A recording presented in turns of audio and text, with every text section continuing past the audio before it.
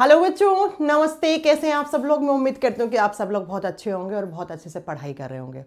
बच्चों, RRB group D 2024 वाली vacancy जिसका एग्जाम अभी 2025 में चल रहा है, उसका शिफ्ट 1 जो है 3 फेज, शिफ्ट क्या फेज बोलना चाहिए हमें, कि जो पहला था 27 नवंबर से लेकर 10 दिसंबर तक आपका जो है वो आरआरबी ग्रुप डी का पहला फेज का एग्जाम जो है वो खत्म हो चुका है।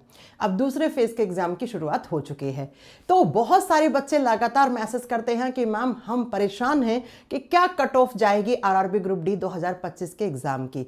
तो आइए फिर बात करते हैं कट ऑफ की। तो सबसे पहले तो मैं कुछ बातें बता दूं कि ये जो कट ऑफ मेरे हिसाब से जो होनी चाहिए, ये है फेज 1 में जो एग्जाम्स में जो अलग अलग शिफ्ट में जो पेपर आया है, किस तरीके का आया है। बहुत सारे बच्चों से मैंने जब बात की कि कितना उनका अटेम्प्ट है, बहुत एक अच्छे तैयारी करने वाले बच्चे से भी मैंने बात की और एक मॉडरेट तैयारी करने वाले से बच्चे से भी मैंने बात की।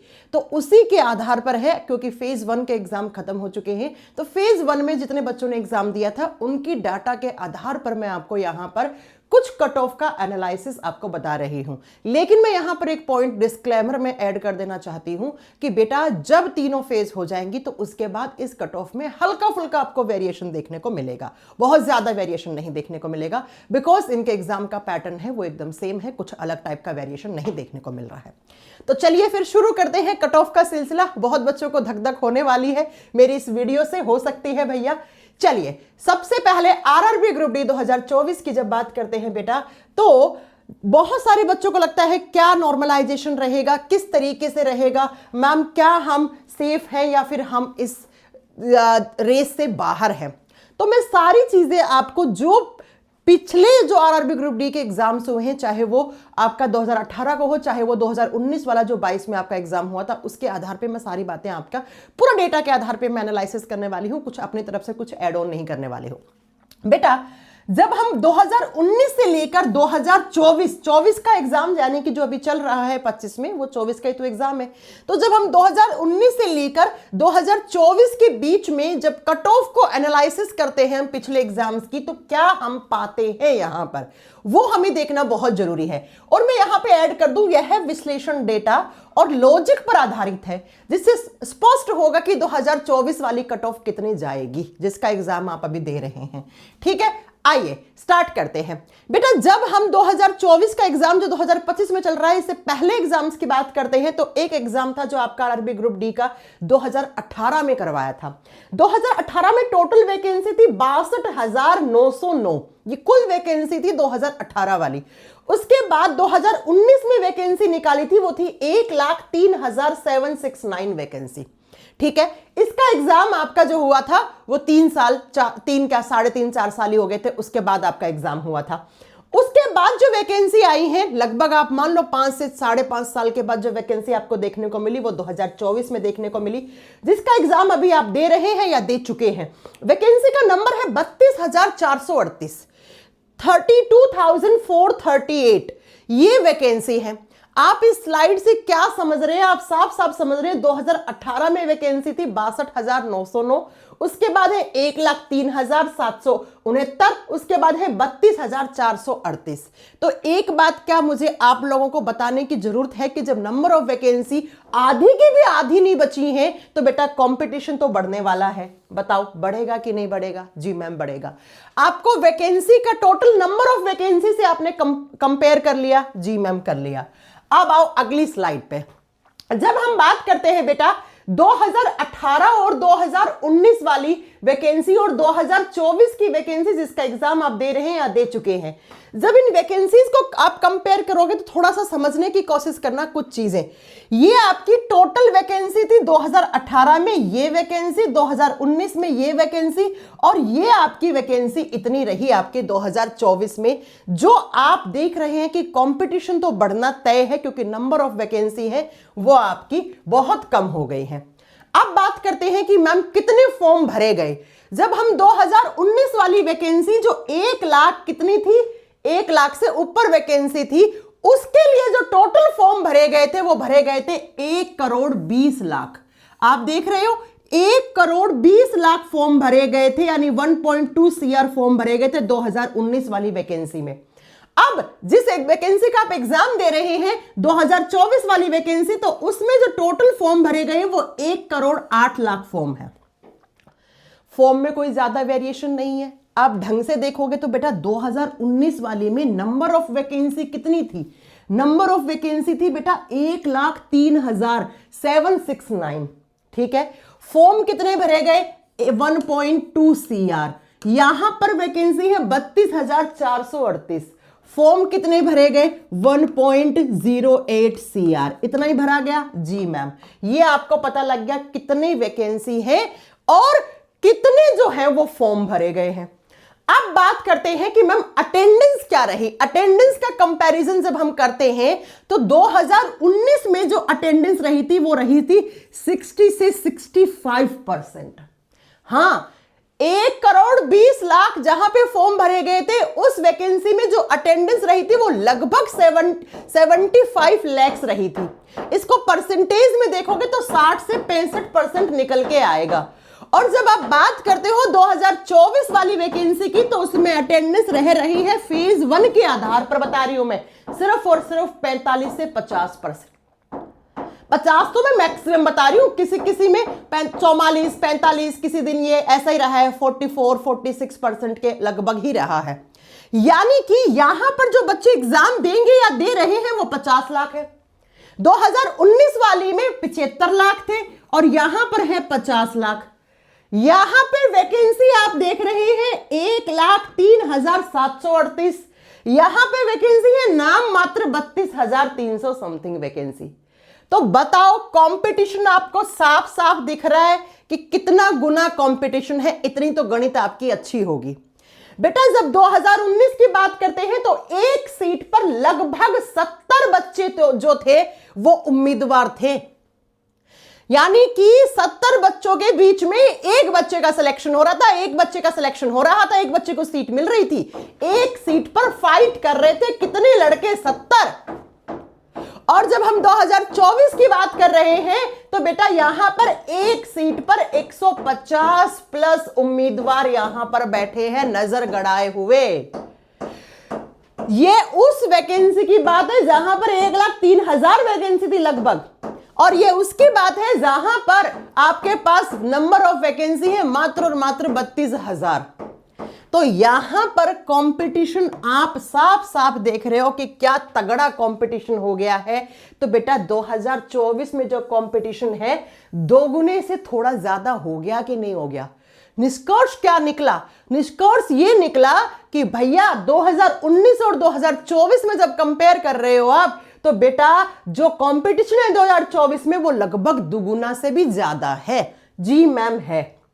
अब आ जाओ, अब हम थोड़े से फैक्टर को एनालिसिस करते हैं कि मैम 2024 की कट ऑफ कैसे क्या रही थी और उसके पीछे कारण क्या थे। बेटा जब हम बात करते हैं 2019 वाली वैकेंसी, जो कोविड के कारण 3 साल का गैप आ गया था। 3 साल का गैप अपने आप में बहुत बड़ा गैप है। बच्चों का पढ़ाई में रिदम टूट जाता है 3 साल में। बहुत सारे तो ऐसे होते हैं जो फॉर्म भर के भूल ही जाते हैं, मैम छोड़ दिया तैयारी करना 3 साल। कुछ लोगों के कोरोना में ऐसे ऐसे घर में इंसिडेंट हुए होंगे जिसकी वजह से उनकी पढ़ाई छूट गई होगी, है ना। 2024 में जब बात करते हैं तो एग्जाम्स लगातार हो रहे हैं। आप देख लो पिछले 2 साल से रेलवे कितने अच्छे ट्रैक पे है। पूरे एग्जाम्स आपके 2024 वाले आप देख रहे हो, सारे एग्जाम ऑन टाइम करवाए हैं। तो क्या मैं ये कह सकती हूं कि बच्चों में जो पढ़ाई का रिदम और रेलवे की तरफ जो ट्रस्ट बना है वो अच्छा खासा बना है? जी मैम, क्योंकि एग्जाम्स लगातार हो रहे हैं, रिजल्ट सही टाइम पे आ रहा है ना, ज्वाइनिंग सही टाइम पे हो रही है। हाँ जी मैम, तो बच्चे ट्रैक पे आ गए। ये डिफरेंस आप देखने की कोशिश करो कि 2019 में जो बच्चे थे उनकी तैयारी कैसी थी, मैं आपको ये बताना चाह रही हूं। तो बेटा जब 2019 की बात कर रहे थे तो उस समय एवरेज कैंडिडेट जो थे वो सिर्फ 10% थे। क्यों थे 10%? क्योंकि मैम कोविड के कारण 3 साल का गैप आ गया, बच्चों को रिदम टूट रहा था, बच्चा मेंटली डिस्टर्ब था, इतनी खतरनाक पैंडेमिक चल रही थी। ऐसा मतलब इंसान का ऐसा लगता था इंसान अपनी जान बचा ले वही बहुत है। तो बच्चों का मतलब था ना एक ट्रस्ट गवर्नमेंट एग्जाम्स की तरफ, वो बहुत कम आपका, आप जान रहे हो, कम हो गया था। बच्चों ने पढ़ाई छोड़ दी किसी ना किसी कारण की वजह से। एवरेज कैंडिडेट यहां पे 10% थे, लेकिन यहां पर जब आप देख रहे हो सीरियस कैंडिडेट सिर्फ और सिर्फ 15% थे। हाँ, 15% सीरियस कैंडिडेट थे जिनको ये लग रहा था कि हाँ भाई एग्जाम होगा तो हम पढ़ाई अपनी लगातार रखते हैं, सिलेक्शन हमें लेना है। जब फ्रेशर्स की बात करते हो तो 20% इसमें फ्रेशर थे लगभग, और ये एब्सेंट हो गए थे 40%, आप मान लो मोटा मोटा। और अनदर जॉब वाले जो कहीं ना कहीं सेलेक्टेड थे या किसी के रिजल्ट का इंतजार कर रहे थे, वो एग्जाम में अपेयर हुए तो उनकी संख्या थी 15%। क्या मेरी बात समझ में आई? जी मैम। अब आ जाओ, आप बात करो 2024 वाला वैकेंसी जो आप अभी एग्जाम दे रहे हैं या दे चुके हैं फेज 1 में। इसमें बेटा फ्रेशर्स जो है वो बिलो एवरेज वाले की संख्या 20% हो गई है। ठीक है, हाँ जी मैम हो गई है। एब्सेंट आप वही लेके चल लो, एवरेज स्टूडेंट है वो 15% है। और बेटा ध्यान से ये वाला फैक्टर सुनना, रिसेंट आरआरबी सीरियस एस्पिरेंट्स की संख्या 25% हो गई है। जब मैंने इस साल जो एग्जाम दिए हैं बच्चों ने, उनमें से मैंने बहुत सारे बच्चों से बात की तो मुझे पता लगा बहुत सारे बच्चे वो हैं जो रिसेंट के रेलवे का एग्जाम दे रहे हैं, या तो टेक्नीशियन का एग्जाम दे रहे हैं, कोई रेलवे का एएलपी का एग्जाम दिया है, किसी ने एनटीपीसी का एग्जाम दिया है। तो बेटा इससे आप क्या समझ रहे हो? इससे आप ये समझ रहे हो कि जो रिसेंट में आरआरबी के एग्जाम जिस बच्चे ने दिए होंगे तो पैटर्न में तो कुछ चेंज नहीं आया है। अरे बहुत सारे ऐसे क्वेश्चंस है रीजनिंग में और साइंस में, जीके में, जो बहुत सारे क्वेश्चंस एनटीपीसी के एग्जाम में, रेलवे एएलपी का एग्जाम हुआ था उससे क्वेश्चंस हूबहू मैच खा रहे हैं। तो जिस बच्चे ने रिसेंटली आरआरबी के एग्जाम दिए हैं, चाहे वो कोई सा भी एग्जाम दिया हो, उसने जेईई का एग्जाम दिया हो, उसने आपका एएलपी का एग्जाम दिया हो, टेक्नीशियन का एग्जाम दिया हो, एनटीपीसी का एग्जाम दिया हो, तो उसे आरआरबी का पैटर्न पता लग गया कि कैसे एग्जाम में क्वेश्चन पूछा जा रहा है, क्या पैटर्न है, किस तरीके से है। तो ये उस बच्चे के लिए प्लस पॉइंट है कि नहीं है? जी मैम। तो इसीलिए मैंने यहां पे लिखा है रिसेंट आरआरबी सीरियस एस्पिरेंट्स की संख्या यहां पर 25% हो गई है, जो पिछले एग्जाम में जब 2019 वाले की बात करते हैं तो जो इससे कम थी। अब बात आती है मैम कि यहां पर मैं फैक्टर 6 को एनालिसिस करने जा रही हूं, क्या? ऑनलाइन स्टडी की। आपने देखा होगा 2019 में इतना ज्यादा ऑनलाइन मटेरियल नहीं था, बच्चा नहीं ऑनलाइन स्टडी पे ट्रस्ट करता था। वो तो कोविड आया तो हमें आदत बनी हमें पढ़ाने की, बच्चों को पढ़ने की ऑनलाइन। फिर भी उस समय जब वो वैकेंसी थी उस समय इतना ज्यादा पीवाईक्यूज या इतना सारा ऑनलाइन कंटेंट अवेलेबल नहीं था जितना इस बार है। अभी आप 2024 में आप एक YouTube पे सर्च डाल दो RRB group D 2024 PYQ, 50 channel खुल के आ जाएंगे तुम्हारे सामने। तो मैं ये कहना चाह रही हूं कि 2019 में ऑनलाइन कंटेंट जो था वो सीमित था बेटा, और 2024 में ऑनलाइन कंटेंट में मॉक भर भर के पीवाईक्यू एनालिसिस, ऑनलाइन कोर्सेज भरपूर मात्रा में बच्चों ने खरीदे हैं, बच्चों ने तैयारी करी है। इससे निष्कर्ष क्या निकला? निष्कर्ष ये निकला कि एवरेज प्रिपरेशन लेवल बढ़ गया बच्चों का। हाँ, तैयारी करने का जो तरीका है वो 2019 वाले से लगभग दुगुना हो गया, क्योंकि आसानी से कंटेंट, आसानी से पीवाईक्यू, आसानी से सब कुछ कोर्सेज के रूप में आपको मिल गया। ये सुविधा इतनी ज्यादा नहीं थी 2019 में, आप मानो या ना मानो, है ना? तो ये फैक्टर 6 आपकी कट ऑफ को वेरी करेगा कि नहीं करेगा? जी मैम बिल्कुल करेगा, करेगा। अब आ जाओ, जब हम बात करते हैं 2019 और 2024 में, तो सब्जेक्ट वाइज एनालिसिस करवा दो मैं आपका पेपर का लेवल का। जब 2019 में पेपर हुआ था तो बच्चों ने क्या अटेम्प्ट करे थे, ध्यान से समझना। मैथमेटिक्स में एवरेज, मैथ्स जो था वो एवरेज आया था, कोई ऐसा नहीं था कि भाई बहुत ज्यादा हाई फाई मैथ्स पूछ लिया। बच्चों का एवरेज अटेम्प्ट स्कोर रहा था 19 से 22। रीजनिंग भी एवरेज थे, 23 से 25 रहा था। साइंस मॉडरेट थी, 16 से 20 था बच्चे का अटेम्प्ट। जीके में एवरेज था 18 से 20 था। हाँ, अगर 2019 और 2024 के पेपर में कंपैरिजन करोगे तो सिर्फ डिफरेंस आएगा जीके का। बच्चों के नंबर ऑफ अटेम्प्ट जो है वो जीके में कम हुए हैं, बिल्कुल हुए हैं। अब आओ, आप जब बात करते हैं 2024 में जो फेज 1 में कंप्लीट हुआ है उसमें बच्चों ने कैसा कैसा अटेम्प्ट किया है। मैथ्स एवरेज आ रही है 20 से 23 नंबर, बच्चा आसानी से अटेम्प्ट कर रहा है। रीजनिंग जो है वो 25 से 27 आराम से बच्चे ने अटेम्प्ट किए। साइंस जो है वो मॉडरेट है, कोई बहुत ज्यादा हाईफाई नहीं है, इजी टू मॉडरेट लेवल है, वही तरीका है, वही क्वेश्चन है पूछने के। तो 16 से 20 तो यहां पर भी होगा। आप देखते जाना बेटा कि यहां पर मैथ्स जो है बच्चे ने तैयारी अच्छी करी, क्यों करी, मैंने उसके पीछे फैक्टर बताए हैं। तो ये वाला चीज यहां पे नंबर ऑफ अटेम्प्ट तो ज्यादा हो गए। जब जीके की बात करते हैं तो जीके मैक्सिमम जो बच्चों का है वो अटेम्प्ट है 7 से 12 नंबर। हाँ, क्योंकि जीके आप जान रहे हो कि जीके जीएस में जीएस वाला पार्ट तो पूछा ही नहीं, सिर्फ करंट अफेयर पूछ रहा है। और करंट अफेयर बच्चों को लगा था कि भाई यहां पर 5-7 क्वेश्चन हमें जीएस वाले मिलेंगे, हिस्ट्री, पॉलिटी, ज्योग्राफी, इकोनॉमिक्स इससे मिलेंगे, तो हम 5-7 नंबर वहां कर लेंगे, 2-4 करंट अफेयर में कर लेंगे। लेकिन इसका उल्टा हो गया, जीएस आया ही नहीं एग्जाम में, सिर्फ करंट अफेयर आ गया। तो बच्चों का मैक्सिमम जो टफ है, जो टफ आने के कारण जो अटेम्प्ट जा रहा है वो 7 से 12 जा रहा है। जी मैम। अब बेटा जब हम यहां पर फेज 1 के आधार पर बताएं तो बच्चों का मैक्सिमम अटेम्प्ट इस नंबर के आधार पर 82 हो रहा है। फिर भी अगर मैं मान लूं कि आपकी तैयारी और जबरदस्त है तो मैक्सिमम आपका अटेम्प्ट है वो 85 नंबर है बेटा।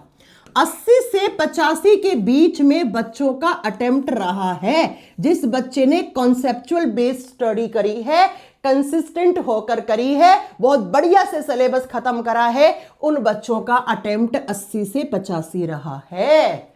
और बिल्कुल रहा है, बिल्कुल रहा है। अब तुम ये बताओ कि इसमें 100% एक्यूरेसी तो रहने से रही। जब आपका अटेम्प्ट ये है तो 100% तो एक्यूरेसी रहेगी नहीं। 100% वाले तो हो सकते हैं 1%।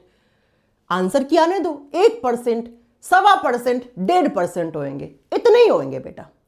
तो क्या आप समझ पा रहे हैं कि 2019 में लेवल एंड अटेम्प्ट क्या था बच्चों का, और 2024 में क्या है? क्या मैं गलत बोल रही हूं बता दो। इतना अटेम्प्ट ही रहा है मेरे हिसाब से, बच्चों से मैंने बात करी, उनसे मुझे पता लगा तो इतना ही रहा है।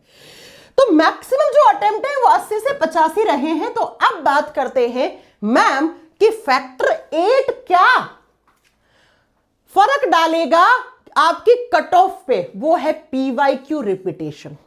पीवाईक्यू रिपीट होते हैं, कोई बड़ी बात नहीं है। जी मैम, 2019 में पीवाईक्यू रिपीट हो रहे थे 45 से 50%। हाँ, और जब यही पीवाईक्यू 2024 में देखें तो सिर्फ 15 से 20% पीवाईक्यू जो है वो रिपीट हो रहे हैं। आप सिर्फ पीवाईक्यू पर डिपेंड होके आप ये नहीं कर सकते कि मैं 25 से 30% एक्यूरेसी बढ़ा सकता हूं, नहीं होगा अब ये। क्यों? तो बेटा क्योंकि पीवाईक्यू रिपीट ही हो रहे हैं 15 से 20%।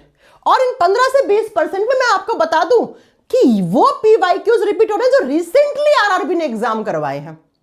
चाहे वो टेक्नीशियन का एग्जाम हो, चाहे वो एएलपी का, चाहे वो एनटीपीसी का, जेई का एग्जाम हो, चाहे कांस्टेबल का एग्जाम हो, इन सब का, आरपीएफ का एग्जाम हो, इन सब के क्वेश्चंस बहुत आए हैं रिपीटेड में उनमें। लेकिन इन दोनों में जब कंपैरिजन करोगे तो 2024 वाले में पीवाईक्यू रिपीटेशन कम हो गया, आधा हो गया है। मैम निष्कर्ष क्या निकला? कॉन्सेप्ट बेस्ड तैयारी जरूरी थी इस बार एग्जाम में। इस बार उसी बच्चे का सिलेक्शन होगा जिसने 1-1.5 साल लगातार पढ़ाई करी है, लगातार एक बार सिलेबस खत्म करा है, कॉन्सेप्चुअल पार्ट स्ट्रॉन्ग करा है, उसके बाद मॉक टेस्ट लगाए हैं, रिवीजन करा है, पीवाईक्यू देखे, रिसेंट के जो आरआरबी ने एग्जाम करवाए हैं वो देखें कि कैसा पूछने का तरीका है। और जिस बच्चे ने अभी रिसेंटली किसी न किसी आरआरबी का एग्जाम दिया है, उस बच्चे की तैयारी को आप अपनी तैयारी के साथ मैच नहीं कर सकते। तो ये 8 फैक्टर हैं जिनसे आपकी, मैंने एक एक चीज डिटेल में बता दी आपकी, ये 8 फैक्टर हैं जो आपकी कट ऑफ पे बहुत बहुत बहुत आपका यहां पर आधारित है बेटा। इन्हीं फैक्टर्स पे आधारित आपकी कट ऑफ बनेगी। अब आ जाओ जिस बात का आप इंतजार कर रहे हो, मैम हमारे मार्क्स तो सेम थे, रो मार्क्स तो सेम थे, लेकिन रिजल्ट हमारा डिफरेंट आया। क्यों आया result different? Because of normalisation. जो लोग कह रहे हैं नॉर्मलाइजेशन में 8 से 10 से 12 नंबर बढ़ जाएंगे, बेटा मेरे से लिखवा लो आप लोग। अगर नॉर्मलाइजेशन की बात कर रहे हो तो खिंच के मैक्सिमम 6 से 7 नंबर नॉर्मलाइजेशन में बढ़ेंगे। नहीं, क्यों मैम? अरे भैया मैं रीजन कैसे बताऊं आपको, सुनो जरा। 2018-19 वाले में मैक्सिमम रो मार्क्स 5-6 तो कुछ के ही थे, 2-3-4-5 2-3-4-5 यही रहा था। तो इस साल कैसे तुम कह दे रहे हो कि 8 नंबर 7 नंबर पे तुम लोग सोच के चल ले रहे हो? क्यों चल ले रहे हो भैया? इस बार भी खिंच के 6 नंबर बढ़ेंगे आपके नॉर्मलाइजेशन में। हाँ, खिंच के 6 नंबर बढ़ेंगे। क्यों? क्योंकि शिफ्ट तो सेम आ रही है बेटा। क्या वेरिएशन है 27 नवंबर के एग्जाम में और आज 13 दिसंबर के एग्जाम में? कहां डिफरेंस आ रहा है? साइंस में कोई डिफरेंस नहीं, वही easy to moderate level. Current affair जो बच्चों को वहां पे टफ लग रहा था वो आज भी वही अटेम्प्ट आ रहा है बच्चों का, 7 से 10 मैक्सिमम अटेम्प्ट बता रही हूं मैं आपको। ये सेम वही मैथ्स आ रही है, वही आपकी रीजनिंग आ रही है। तो जब शिफ्ट में क्वेश्चंस पूछने का तरीका सेम है, वही लेवल आ रहा है, तो आप कैसे कह सकते हो कि इतना डिफरेंस आ जाएगा नॉर्मलाइजेशन में? नहीं आएगा। मिनिमम वेरिएशन है बेटा, इस बार मिनिमम वेरिएशन आ रहे हैं। इसीलिए मैं आपको बता दूं कि आपका नॉर्मलाइजेशन खिंच के 5-6 नंबर बढ़ेगा मैक्सिमम। इससे ज्यादा अगर आप उम्मीद लगा के बैठे हैं तो आप गलत उम्मीद लगा के बैठे हैं बेटा। इंतजार कर लेना, जिस दिन आंसर की आएगी उस दिन मेरे से पूछ लेना आप। जिस दिन आपका रिजल्ट आएगा उस दिन आप याद करोगे मेरी इस बात को। ये 2018-19 में भी तो मैक्सिमम 5-6 नंबर तो बहुत कम लोगों के बड़े थे बेटा। हम तो थे ना उसमें, जिंदा सबूत थे ना हम तो उस वैकेंसी के। हमने तो पढ़ाए हैं, बहुत सारे बच्चों को सिलेक्शन दिलवाए हैं, हम तो वहीं पे थे। तो ये 2018-19 का मैं आपको बता रही हूं, तो इतना ही मैक्सिमम, क्योंकि मिनिमम वेरिएशन है, शिफ्ट सेम है लगभग। इनफैक्ट मैं तो बता रही हूं आपको, इतने सारे क्वेश्चंस हैं जो फेज 1 में ही अलग अलग शिफ्ट में रिपीट होने लग गए। अरे कितने सारे साइंस के क्वेश्चन मुझे उंगलियों पे याद है जो अभी इस फेज 1 में कम से कम 4 से 5 शिफ्ट में रिपीट हो गए हैं।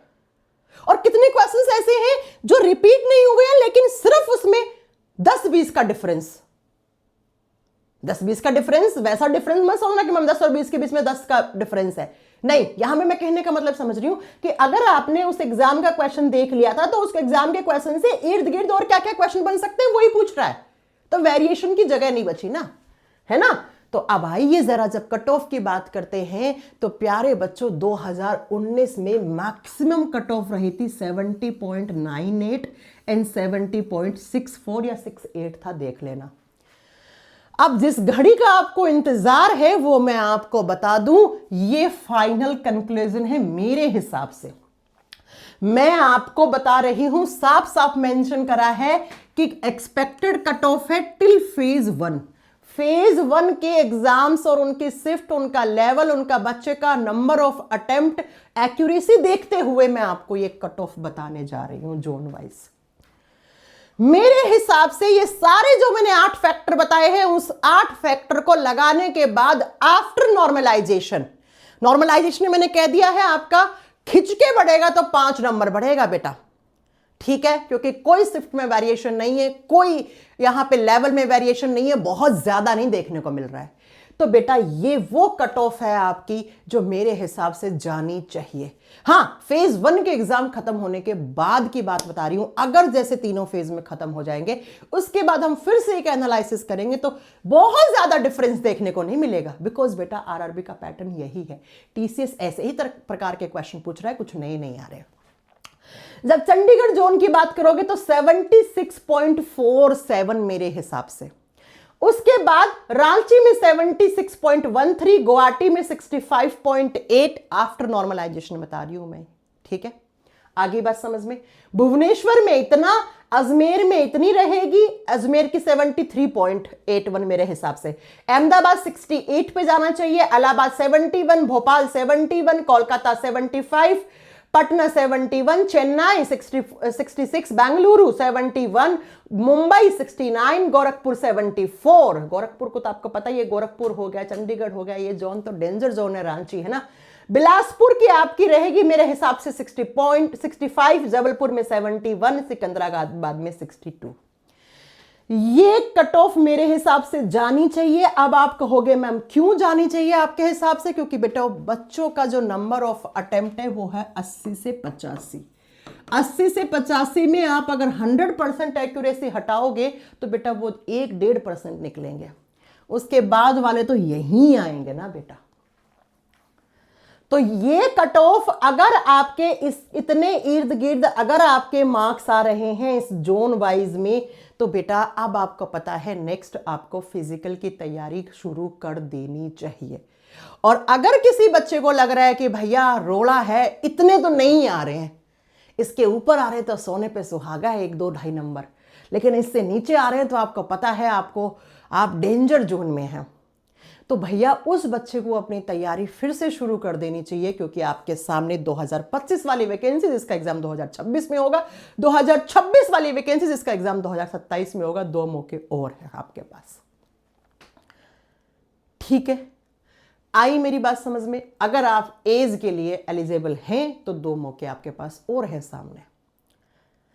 ये मेरे हिसाब से कट ऑफ होनी चाहिए बेटा, इसमें कोई बहुत ज्यादा वेरिएशन आपको देखने को नहीं मिलेगा। फेज 1 के आधार पर इतनी ही होनी चाहिए। अब आपको क्या लगता है, क्या आपकी मैम ने सही फैक्टर बताए हैं 8? क्या आपको लगता है कि आपकी मैम सही कह रही हैं? आप लोग फिर भी अगर जो बच्चा एग्जाम दे के आए अपना अटेम्प्ट नीचे कमेंट बॉक्स में बिल्कुल टाइप करना, तो मुझे पता लगेगा कि क्या मेरे से कोई चूक हुई है इसमें। देखो, भूल चूक हो सकती है छोटी मोटी। मैं जिन बच्चों से बात करती हूँ, जो फैक्टर मेरे हिसाब से लगते हैं, पिछले 8-9 साल से मैं इस एग्जाम्स की तैयारी करवा रही हूँ, तो मुझे लगता है कि इस हिसाब से, मेरे हिसाब से ये कट ऑफ है। आप इसका स्क्रीनशॉट ले सकते हैं। अगर इसमें आ रहे हैं आप, तो बेटा आप सेफ है, अदरवाइज आप डेंजर हैं, आपका रिजल्ट खतरे में है। ये फेज 1 के आधार पे है। बाकी फेज 2 में भी एग्जाम में कोई ज्यादा आपको वेरिएशन ना देखने को मिलेगा, ना मिला है। ठीक है बच्चों, इसी के साथ मैं आपको बता दूं, अगर आप रेलवे में 2026 और 27 में किसी भी एग्जाम की तैयारी कर रहे हैं, तो मैं आपके लिए रेलवे के इतिहास का biggest announcement, biggest revolution announcement लेकर आ रही हूं। 26 दिसंबर रात को 8 बजे ये ऐसा अनाउंसमेंट होगा, जो बच्चा रेलवे के लिए तैयारी करेगा उसको वन स्टॉप सॉल्यूशन मिलेगा ही मिलेगा यहां पे। तो 26 दिसंबर रात 8 बजे के लिए तैयार रहेंगे। और ये पूरा मैंने आपका कट ऑफ का पूरा एनालिसिस आपका कर दिया है यहां पर। आप इस वाले स्क्रीनशॉट को लेके रख सकते हैं। बाकी बच्चों, किसी भी तरीके की भूल चूक हो मुझसे, तो उसके लिए मैं हाथ जोड़ के माफी मांगती हूं। एक बार फिर से हम, जब फेज 3 कंप्लीट हो जाएगा, तो फिर से हम बैठेंगे इसी चीज पे, फिर से हम बात करेंगे। तब तक के लिए बहुत बहुत धन्यवाद। अच्छे से पढ़ाई करते रहिए। तैयारी मैं आपके डेली 7 बजे करवा ही रही हूँ। यूट्यूब से आप मेरी प्लेलिस्ट से पढ़ सकते हैं। सारी चीजें आप लोगों के सामने हैं। Thank you so much. Bye bye, take care.